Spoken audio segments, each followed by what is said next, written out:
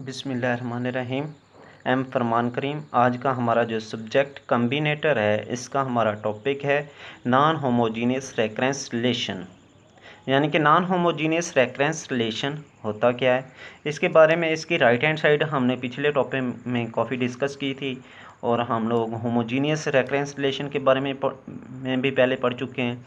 लेकिन अब हमारा next topic non homogeneous recurrence relation की कुछ एग्जांपल्स सॉल्व करना है। तो इसके भी वही स्टेप हैं जो हमने, यानी कि रियल, सबसे पहले हम लोग इसके रूट निकालेंगे। रूट निकालने के बाद फिर हम लोग चेक करेंगे कि ये हमारे पास रियल है, इमेजनी है, यानी कि इक्वल हैं रूट्स या रूट्स नहीं हैं। सेम वही स्टेप जिस तरह से हमने होमोजीनियस में 3 स्टेप बना के लिखे थे, सेम उसी तरह से ही ये काम है। लेकिन इसका जस्ट चेंजिंग ये है कि इसकी राइट हैंड साइड में थोड़ी सी हमें अलहदा से इसे सॉल्व करना पड़ता है। तो इसकी एग्जांपल है हमारे पास नॉन होमोजीनियस रेकरेंस रिलेशन की। तो वो कहता है T of N, T N minus 1 plus N.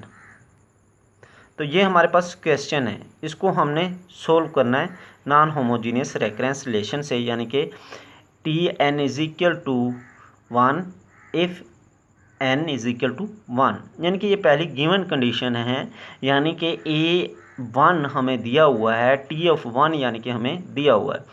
इसका मतलब ये है कि अगर n हम लोग इस इक्वेशन में, ये जो इक्वेशन है इसको बेसिक इक्वेशन कहते हैं, अगर इसमें हम लोग n की जगह पे 1 पुट करें तो हमारे पास जो आंसर आता है वो कहता है ये 1 आता है।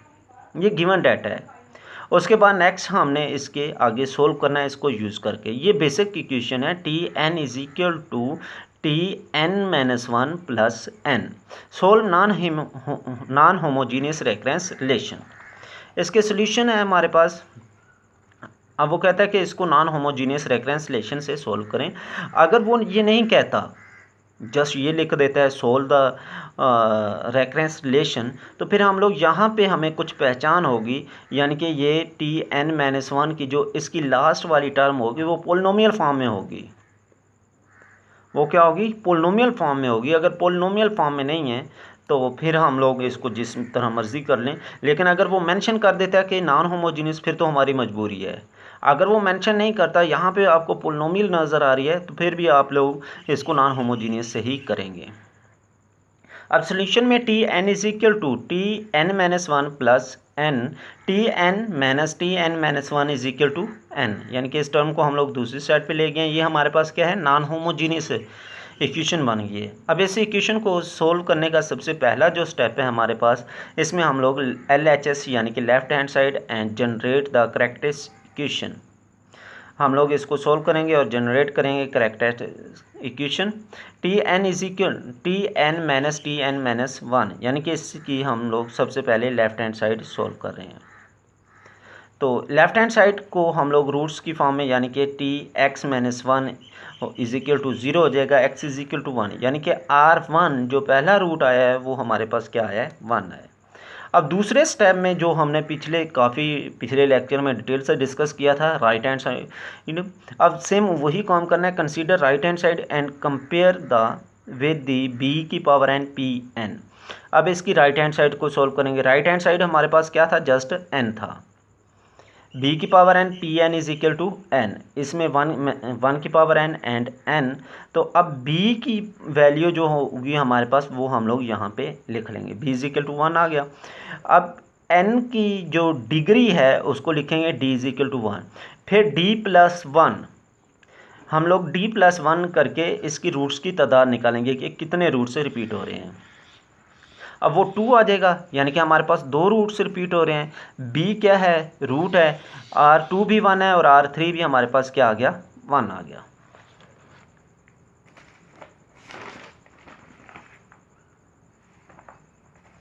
अब नेक्स्ट है हमारे पास स्टेप 3। अब स्टेप 3 में हम लोगों ने क्या करना है? रूट्स आ गए हैं तो हम लोग एक इसकी यानी कि इक्वेशन बनाएंगे जो, अगर रूट्स रियल हैं रूट से रियल और इक्वल हैं तो उसके लिए अलहदा इक्वेशन होती है, अगर इक्वल नहीं है उसके लिए अलहदा है। जो पहले हमने होमोजीनियस में तीन इक्वेशनें लिखी हुई थी। अब रूट्स हमारे पास रियल भी हैं और सेम भी हैं, तो इसकी जो इक्वेशन है T N is equal to C one R की power N plus C two N R two की power N plus C three N का स्क्वायर आर थ्री की पावर एन। अब ये हमारे पास इसकी स्टैंडर्ड इक्वेशन है अगर रूट्स रियल और सेम आ जाए। अब इस इक्वेशन में हमने करना क्या है, R1 हम लोगों ने फाइंड कर लिया, R1 R2 R3 वो पुट करेंगे। दूसरा काम है हमारे पास C1 C2 एंड C3 की वैल्यू निकालना। अब इसी इक्वेशन को यूज़ करेंगे हम लोग C1 C2 और C3 की वैल्यू निकाल के यहाँ पे पुट करेंगे, हमारा क्वेश्चन सॉल्व हो जाएगा। अब C2 1 R1 यानी कि R2 भी 1 R3 भी 1। अब यहाँ पे इसको सिंप्लीफाई करते हैं तो हमारे पास ये इक्वेशन बन जाती है C1 plus C2n plus C3 n का स्क्वायर, क्योंकि 1 की पावर कुछ भी ले लें, n को जो मर्जी पुट कर लें, हमारे पास यहाँ पे 1 ही आएगा। अब स्टेप 4 में हमने क्या करना है, using the interval condition put n is equal to 1 in basic equation. अब जो बेसिक इक्वेशन जो गिवन इक्वेशन बनी हुई थी यानी कि T N is equal to T N minus one plus T N, उसमें वो कहता है एन वन पुट किया हमने। जैसे हम लोग बेसिक इक्वेशन में एन वन पुट करते हैं, ये गिवन डाटा था, ये उसने हमें दिया हुआ था कि T of one is equal to one. अब हम लोग क्या करेंगे, n is equal to one को इस इक्वेशन वन में पुट करेंगे। जैसे हम लोग इस इक्वेशन में 1 में पुट करते हैं, एन की जगह पे 1 और यहाँ पे भी 1 और यहाँ पे भी 1, C1 C2 C3 is equal T of 1। T of 1 हमें गिवन है, वो कितना है 1। ये हमारे पास क्या आ गया, इक्वेशन 2 आ गई। इसी तरह से हम लोग 3 हमारे पास कांस्टेंट हैं तो 3 इक्वेशनें बनाएंगे। अब n is equal to 2 put करेंगे हम लोग, n is equal to 2 put करेंगे हम लोग, तो हमारे पास n बेसिक इक्वेशन में T of 2 T2 minus 1 plus 2 जो बेसिक इक्वेशन हमें गिवन है, टी ऑफ 1 प्लस 2, तो हमारे पास टी ऑफ 1 गिवन है वो कितना है 1, 1 plus 2 is equal to 3, T of 2 हमारे पास कितना आ गया 3 आ गया। अब नेक्स्ट हम लोग n is equal to 2, n is equation 1, equation 1 में पुट करेंगे तो हमारे पास ये इक्वेशन बन जाएगी C3 C1 plus 2C2 plus 4C3 is equal to 3, equation 3 बन जाएगी।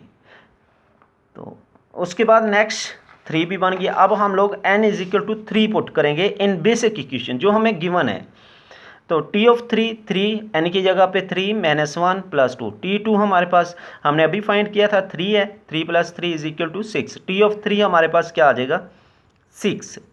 Put n is equal to 3 in equation 1 जो हमने पहली इक्वेशन रूट्स को यूज़ करते हुए बनाई थी। अब उसमें पुट करेंगे T of 3 is equal to C1 plus 3C2 plus 9C3।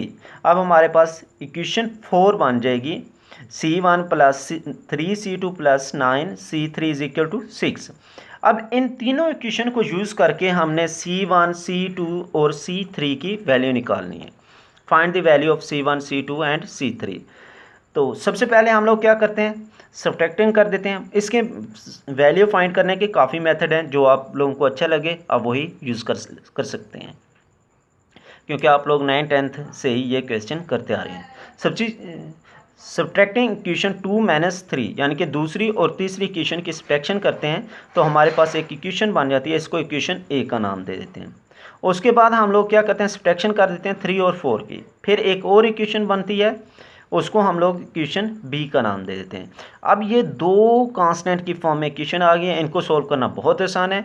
अब हम लोग क्या करते हैं, ए और बी की सब्ट्रैक्शन कर देते हैं। जब ए और बी की सब्ट्रैक्शन करते हैं तो हमारे पास C3 आ जाता है 1/2। अब ये C3 आ गया, तो अब चाहे ए में आप लोग पुट कर दें या बी में पुट कर दें, क्योंकि C2 गिवन है, C3 गिवन है, तो हमारे पास अकेला C2 रह जाएगा, हमें C2 की वैल्यू आ जाएगी। अब इस तरह से हम लोग इसमें C3 पुट करते हैं, C3 is equal to 1/2 in a find C2 हमारे पास क्या आ जाएगा 1/2। अब C2 भी मिल गया हमें, C3 भी मिल गया। अब ये दोनों हम लोग क्या करते हैं, इक्वेशन 2 में पुट कर देते हैं। इक्वेशन 2 में जैसे पुट करते हैं हमारे पास C1 आ जाता है, वो क्या है 0 है। All values put in equation 1, C1 C2 C3 की वैल्यू जब इक्वेशन A1 में पुट करते हैं तो हमारे पास जो polynomial T of n C1 0 है 1/2 n प्लस 1/2 n का स्क्वायर। इसको मज़ीद सिंप्लीफाई करते हैं 1/2 सेम कांस्टेंट सेम ले लेते हैं n प्लस n का स्क्वायर, n भी कॉमन आ रहा है तो n/2 1 प्लस n, ये हमारे पास क्या आ जाएगा नॉन होमोजीनियस रेकरेंस रिलेशन का सोल्यूशन। ठीक है बेटा, बेस्ट ऑफ लक एंड अल्लाह हाफिज़, अस्सलाम वालेकुम।